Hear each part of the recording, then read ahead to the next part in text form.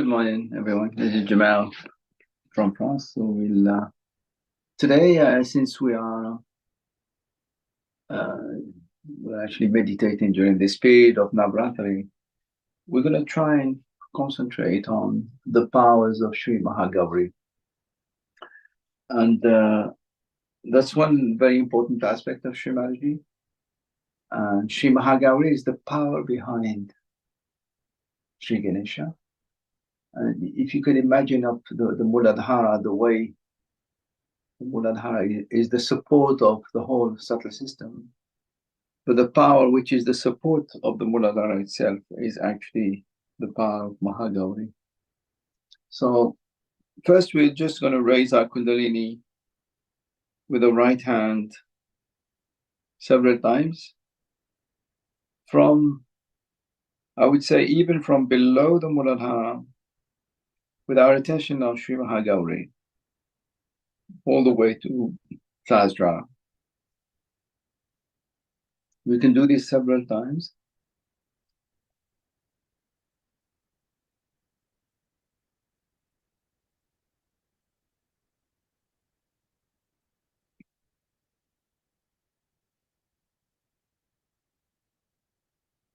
And the power behind our Kundalini is the power of Sri Mahagauri. So we try and feel the holiness of our own Kundalini within, in our spine. We can really feel that holiness rising along the central channel, all the way to Sahasrara. We try to be sensitive to that. Even if at the beginning we don't feel much,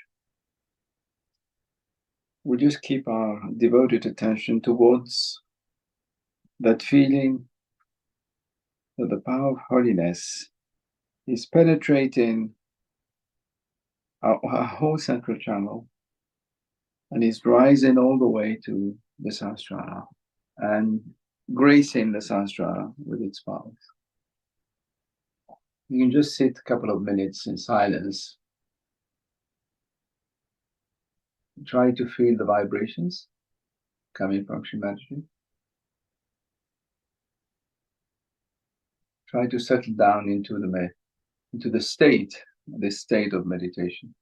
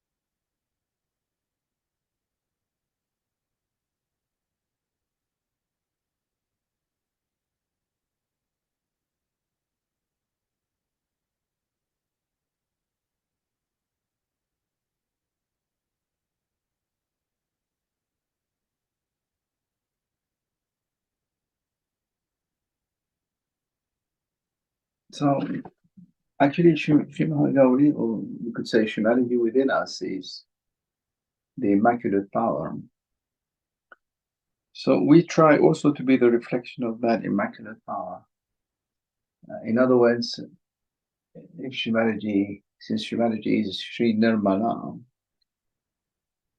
we can achieve that state of becoming the Nirmalites. In other words, we should be able to reflect those powers, or rather that immaculate nature of the goddess within. And we can just meditate on the state, the immaculate state, that and that we actually have to achieve within us. We have to try and achieve that nirmala state, that sort of immaculate, absolutely stainless state within.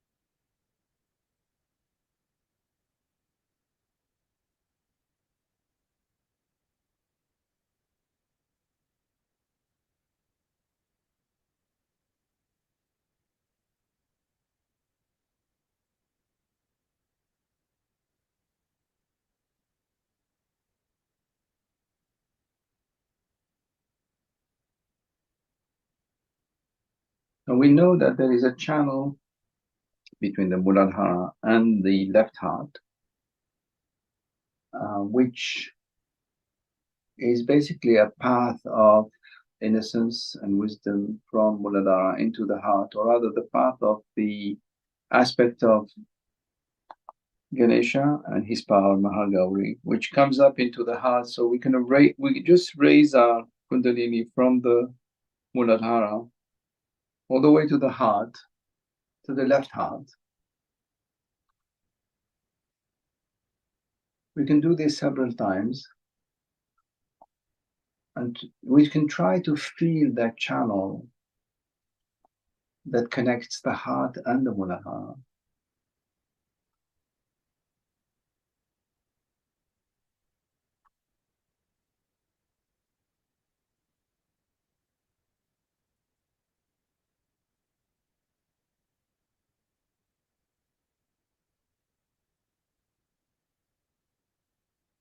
And now we can just, as always, of course, everything comes from the heart, goes back to the heart, takes its source from the heart. So you're going to just put our right hand on the left heart and keep our attention on the formless nature of humanity within our heart. That sort of formless nature is extremely light. And the more we concentrate, the more our attention is on humanity's nature within us, her presence, the more that lightness transforms itself into coolness. And of course, our left hand towards humanity. And it should be done in a very relaxed way, absolutely relaxed, knowing that there is no effort to be made to achieve any of these states that we're going to achieve.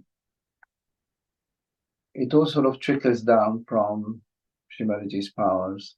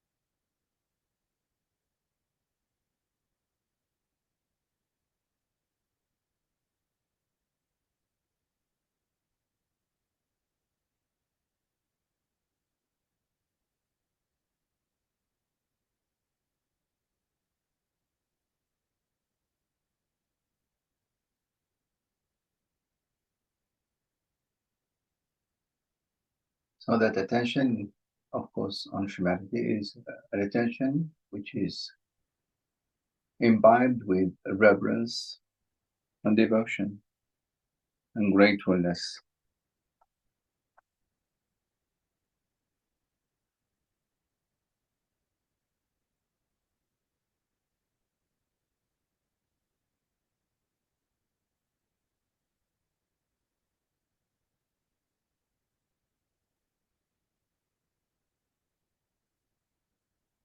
Will you please permeate your holiness, your Nirmala state, your Nirmal powers into our hearts.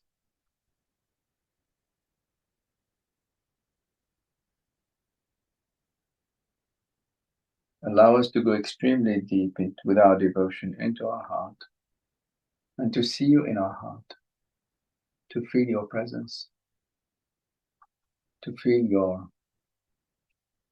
soothing powers, your comforting powers, and also all your curing powers.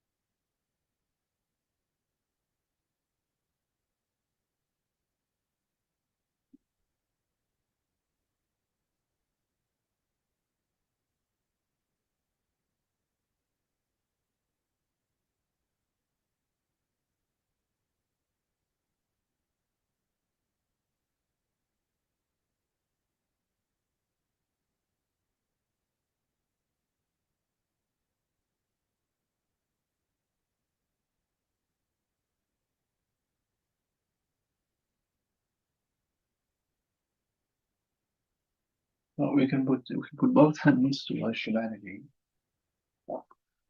What we can do, in fact, now is to just ponder on how best we can actually penetrate into Sahasrara. In other words, how best to go or pass through these blockages of agya, and this ego and superego, which makes it rather difficult to penetrate easily into Sahasrara. We forget one issue, of course, is that unfortunately we tend to condemn ourselves or we condemn others. So the first thing is to observe ourselves and see, at least realize that inside we're actually divine. And to condemn yourself or to be harsh with oneself actually means we are being harsh to that divine nature which is within us, which is trying everything to take us out of the mire that we're in.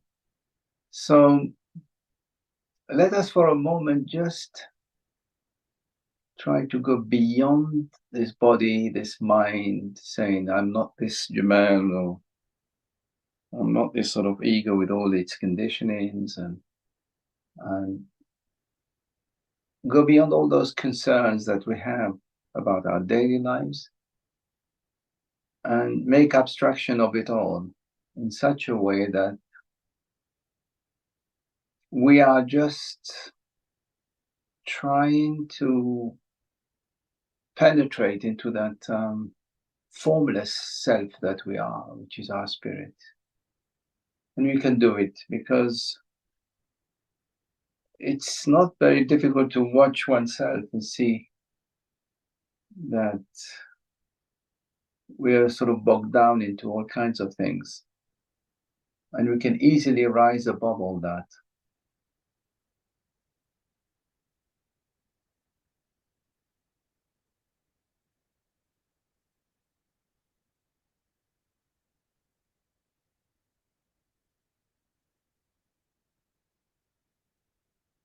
So we have to, in a way, we have to forgive ourselves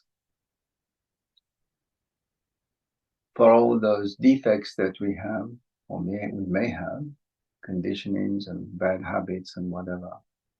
But we also have to forgive others for hampering our progress.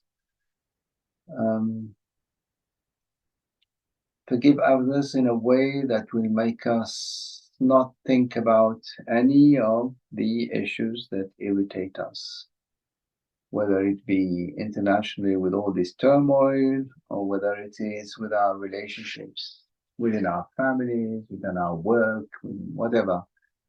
We need to try and see if we can just become at a neutral point in Sahasrara.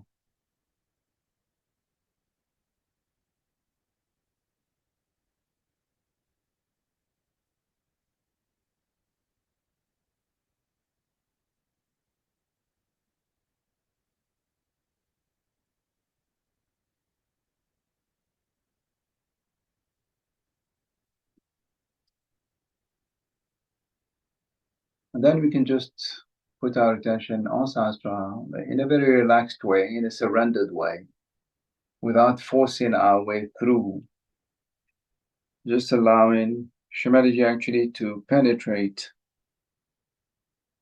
our Sahasrara without putting our ego or exerting our ego into it.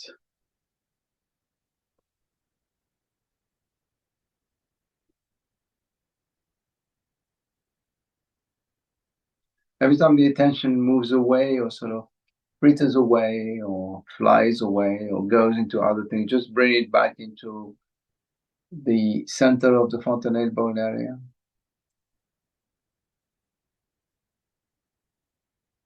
Because it will go, it will actually tend to sort of stray to other areas, just bring, and ideally the 100% of our attention should be there. because sometimes we have part of our attention here and the other part is thinking about other problems. We can achieve this exercise quite easily by becoming more and more conscious of where the attention is actually straying away and bringing it back all the time to the fontanelle bone area where Shri is actually that very central point, which is absolutely infinitesimally small, but which is so powerful.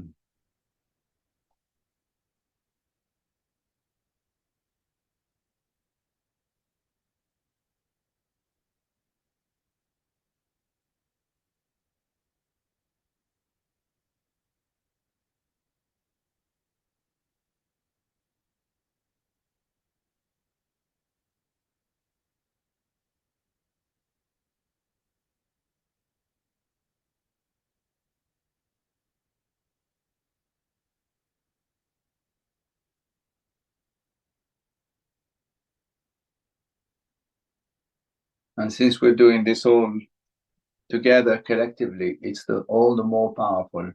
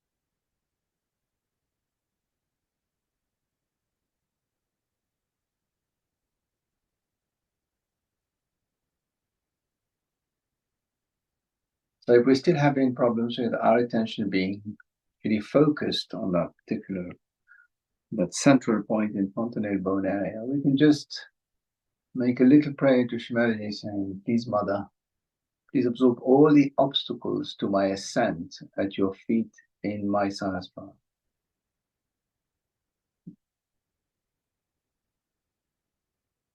Let my Sahasrara actually penetrate into the ocean of wisdom, the ocean of innocence, the ocean of thoughtlessness.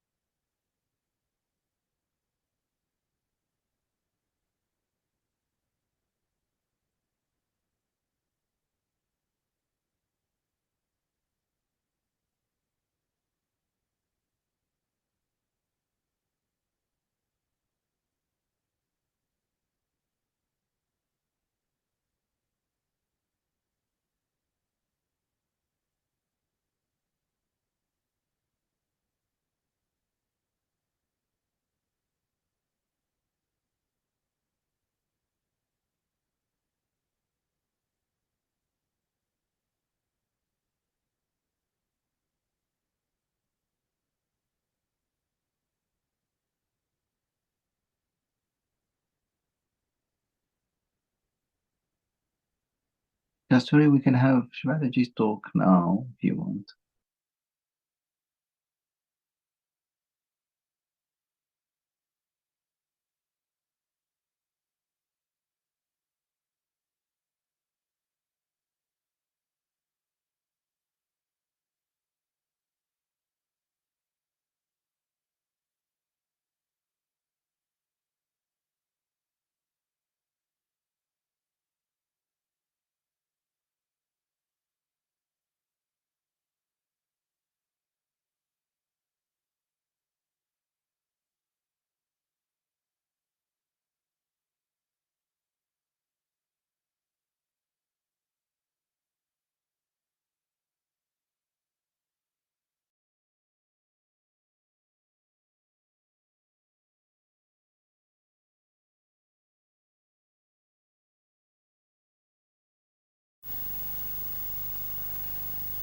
So there are two types of meditation, two types, where one is the meditation where we can call it the antarmana, that we meditate inside ourselves to see for ourselves what's wrong with us and how we have to correct, what we have to do about it. And another is bahirmana, is outside. How we have to live outside. You have to have a discipline which is not imposed on you, but very happily which you have accepted and have imbibed. For any art, say in India, I don't know here, but you have to put yourself into a rigorous training to achieve any height. You cannot haphazardly move about it. You cannot take just easily everything. In Sahaja Yoga there is no tapascharya, there is no penance for you. All blessings. But one should not get lost with those blessings if you have to really get into yourself in its full depth. So for the antarmana, it is important that you all should meditate morning and evening every day. Is alright even if you do not brush your teeth, but you must meditate. Is an important thing. That is the reason I find that in the West people go on catching, again cleaning, again catching. Every time I find somebody is suffering from either for some sort of a conditioning or say some sort of a badha, or sometimes it's ego or something. It comes and goes. It is not something that is detached permanently. As we have to take our bath every day, we have to wash ourselves every day. In the same way, we have to wash ourselves within. So meditation is the antarmana tapaha, as you can call it. But it's not such a tapaha. You don't have to go to Himalayas and sit there. You have to just do this meditation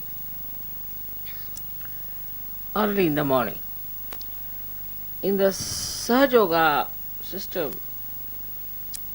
I would say the best that is working out is in Germany and in Austria. These two. And also England, but not to that extent. I would say these two are working out the best. And thirdly, in Rome. They too have ashrams of the same kind. But for them it is very important to achieve the heights of Sahaja Yoga. Absolutely, nothing is more important. Invariably in all these ashrams I have seen people get up at 4 o'clock. I also get up every day at 4. Then I may sleep later on, but at 4 o'clock I am up. They take their baths, get ready for the pujas, and then sit down and do about 5-10 minutes puja of the photograph. and then meditate. Then they go and have some breakfast or something. Then when they come home from work, also they sit down together to meditate. That's the collective part of it. Or discuss whatever is to be done, about how are we to propagate Sahaja Yoga. They just talk about Sahaja Yoga. Or they decide what should be done, what is the best way to solve the problems of Sahaja Yoga. And then in the night before sleeping, invariably all of them, one and all, even children before sleeping, soak their feet in the water, sit for meditation and sleep. That's why I find Austria has come up so well. And Germans. Germans are like that. If something gets into their heads, for them that's the most important thing, then they do not sort of fickle out. They don't have any compromises on those points. They make their body work hard. Now, what is the tapa in this thing? The penance. That our body is used to some sort of a life. India also, we are all like that in India. Everybody will get up in the morning and they will sit for puja or they will sit for meditation. I mean, that goes without saying, we don't have to tell them. Because that's the traditional thing to do in India. Always, when they get up, have their bath, they always do some puja. All of them. If they are Christians also, they'll sit down and pray. Muslims, they'll do namaz. That's a kind of a practice and the breeding of the family. Here I find that the parents do not take the responsibility to pass on any information to children about disciplining themselves, because children are also extremely aggressive. They don't want to know about it. So the parents also dare not tell them that it is good for you, please do it this way, it is better that you meditate. They are afraid that they may lose their children if they tell them like this. Or you pray, or you get up at this time. You dare not tell them that you get up at this time. This is the greatest crime in the West. If you tell them that you have to get up at 4 o'clock, it's like the worst punishment. But once you start getting up in the morning, you'll get the habit and then you sleep early.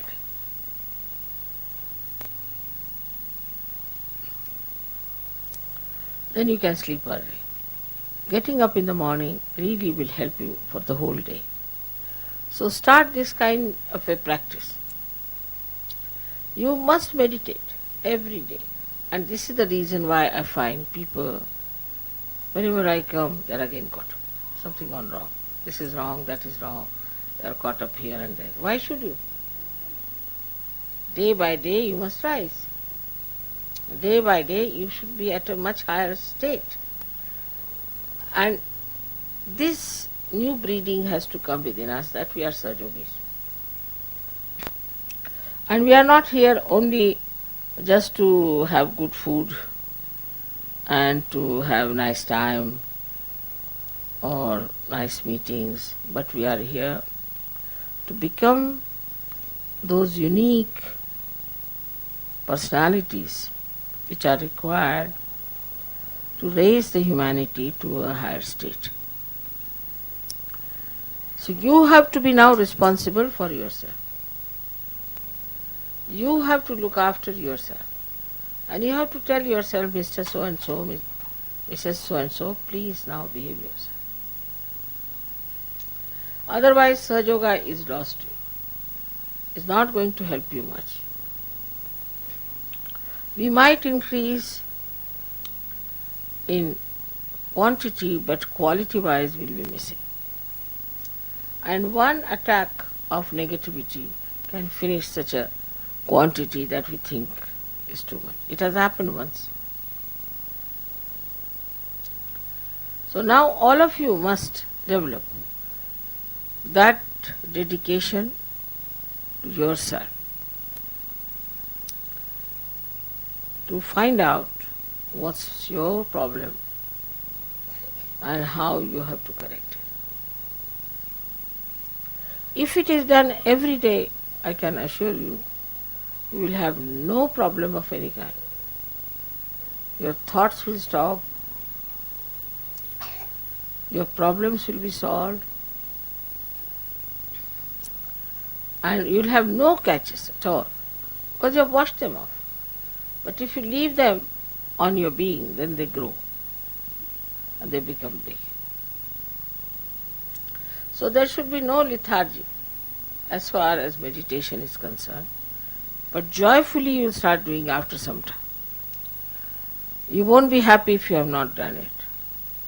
But in the beginning, you will have to goad yourself and tell yourself that this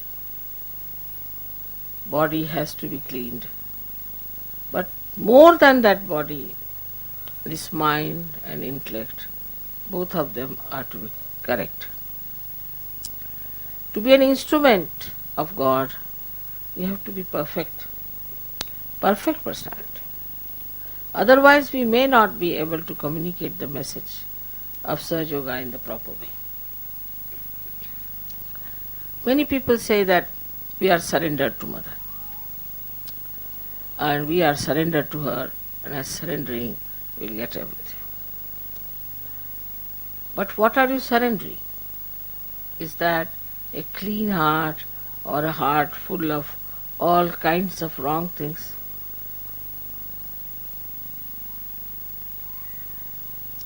Or is that the intelligence which is a very superior type of clean intelligence, or else are you coming out with all your arrogance? So though there is the Ganges of Sahaja Yoga flowing, still you have to have the depth of a pitcher. A stone cannot fetch any water. Same with children. Of course, as they will be going to India, I am sure they will form proper routines and they will form proper meditation methods. It is obvious that we have never had the sense of divinity in the West. Whatever we had, whatever we got from the church or from any synagogue or something like that.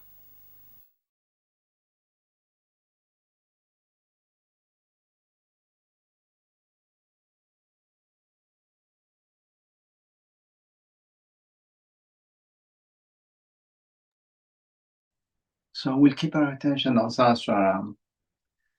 In fact, ideally, when we had the talk, we could have just listened to it through Sahasrara, because Sahasrara has all the qualities and all the powers, including that of hearing. So we'll just try this exercise by which we sort of negate ourselves completely. We negate the effort as well. That is, we can put ourselves in an attitude by which we do not necessarily make any effort, but we allow just Shri to penetrate and permeate into our whole being.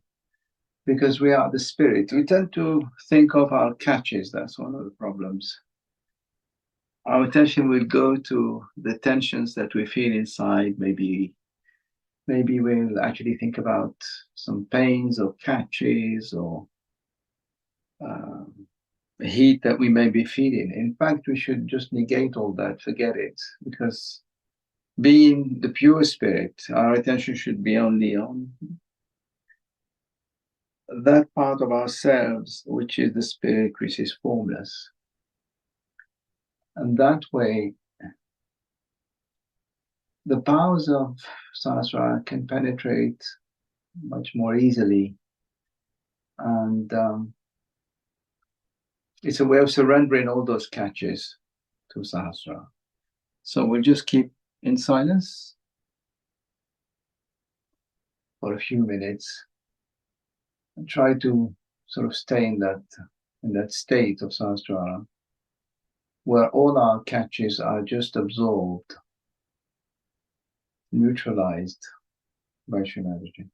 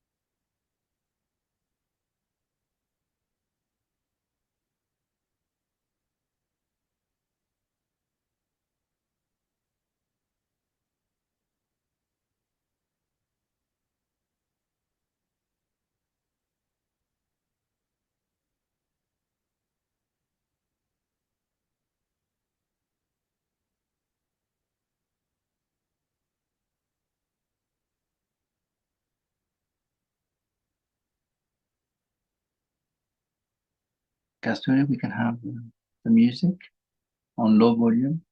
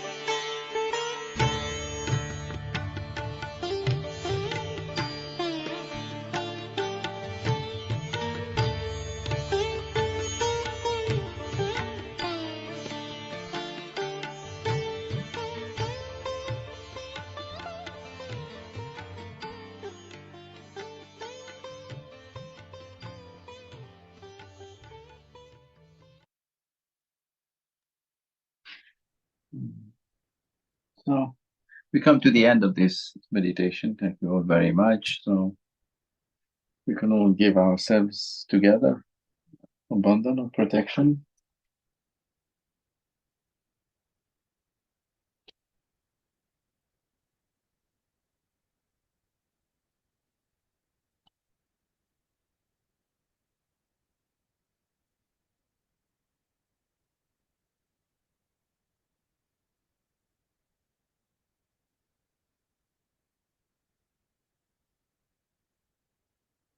So thank you all very much for having contributed to this meditation, and have a very good day.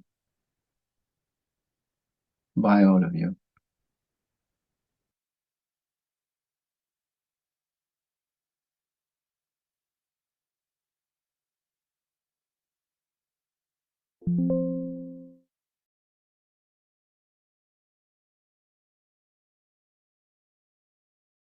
all of you are in my heart.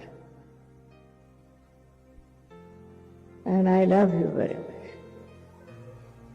And I want you people